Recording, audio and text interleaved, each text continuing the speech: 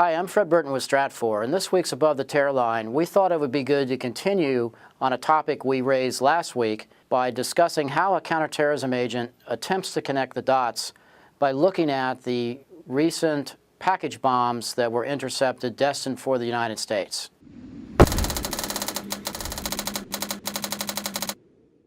On September the 3rd, a UPS Boeing 747 cargo plane took off from Dubai bound for Cologne, Germany. Shortly after the takeoff, the pilots reported having smoke in the cockpit, and they attempted to return to the airport in Dubai. However, the plane crashed.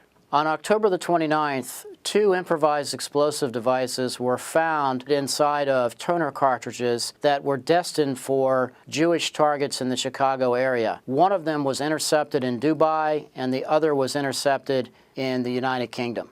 In looking at the September 3rd plane crash, along with the October 29th intercepted improvised explosive devices, there's enough similarities in method of delivery, the route of travel, the use of cargo, the crash of a cargo plane, and a Dubai nexus to make me want to look at this from an umbrella perspective, because very rarely do these events operate in a vacuum.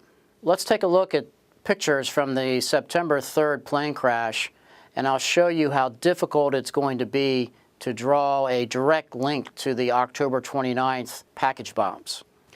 The first thing you'll notice, and this looks like so many aircraft investigations I've worked, is the scope of damage. You see you have the smoldering fire, you see the nature of the actual crime scene, utilizing the fire truck here as kind of a point of reference when you start looking at size. And then also bear in mind that when you're looking at this kind of crash, that the initial response team is not going to be a counterterrorism response.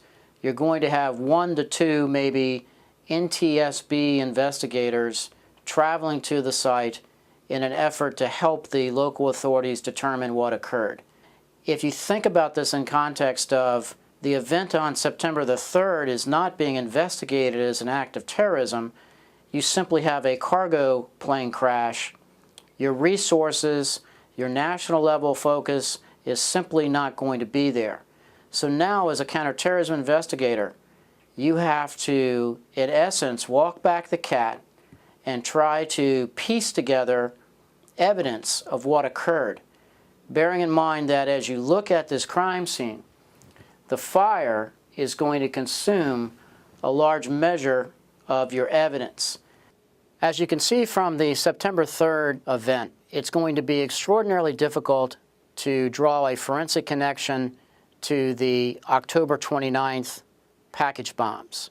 And from a working agent's perspective, I'm going to be thinking, could this have been a trial run? Could this have been the first attempt to get a device into the United States, and that proof of concept actually worked, and the plane crash buried the evidence?